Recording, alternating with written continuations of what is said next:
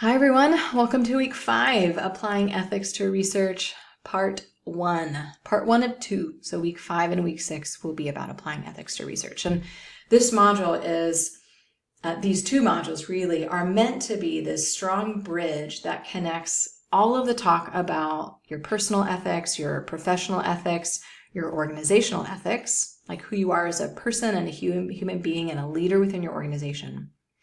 And now we're adding the additional layer of being a scholar practitioner and engaging in research, engaging in improvement work, engaging in your DIP, your dissertation in practice, that you'll actually really start right in your next course.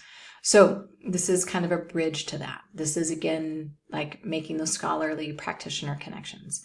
So some of the ideas related to ethics as they attend to research are related to data collection, respect, consent, and power dynamics, like how we collect data ethically.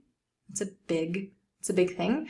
You probably remember from some of your IRB training the ways in which people in the past have been unethical in data collection. And IRB is there to help ensure and or check, be at least the first check to make sure that your processes and procedures that you're planning are indeed ethical.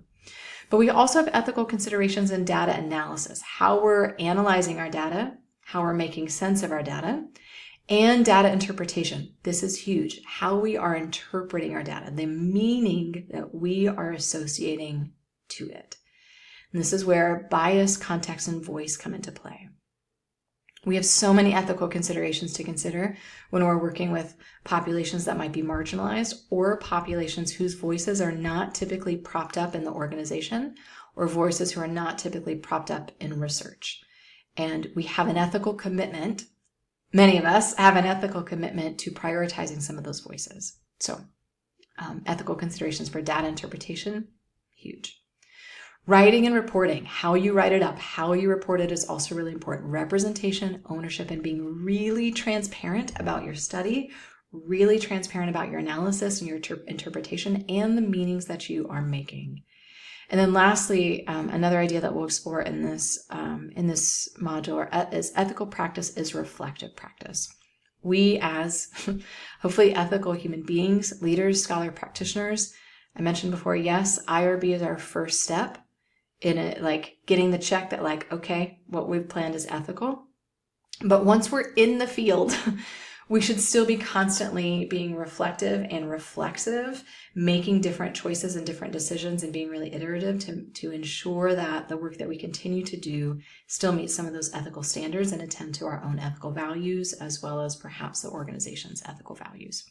Now, all of these big ideas are explored through the lessons in this module. So the lessons here have a lot of meat to them, or they have kind of the big key ideas. So do make sure that you take your time working with these lessons, because you're going to apply them in your dissertation and you're going to write about them later in your dissertation. You're not writing this piece of your dissertation now because you haven't conducted your dissertation, but come chapter 4, you'll talk about and you'll weave in these ethical considerations that you considered when you were collecting data, when you were analyzing data.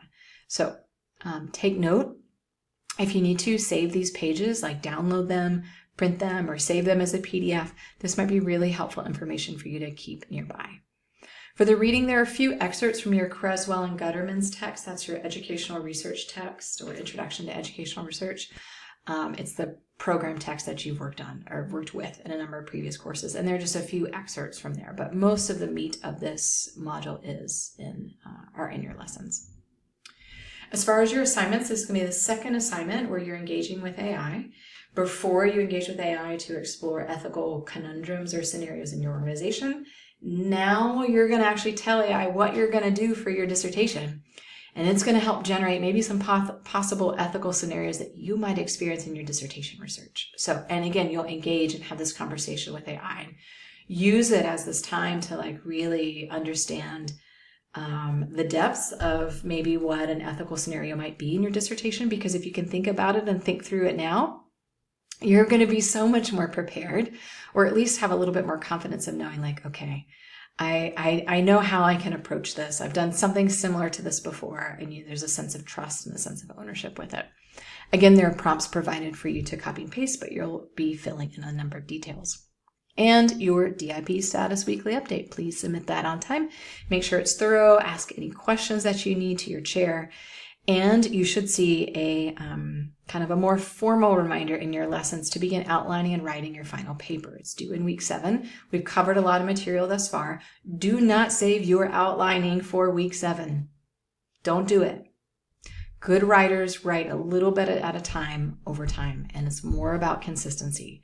Even if you just spend 10 minutes, put a 10-minute timer, look back from some of these recent modules, plug in some of your ideas, brainstorm into different sections of your final paper so that come week 7, you can filter some of those out. You might incorporate all of them, you might incorporate some of them, but you'd rather work from a lot of ideas and try to condense and synthesize than work from a blank slate. All you need, like really, 10 minutes. Set a timer and outline. Double check to see if you have a scheduled chair check-in. Do attend it, be prompt and prepared if you can. But other than that, that is it for week 5.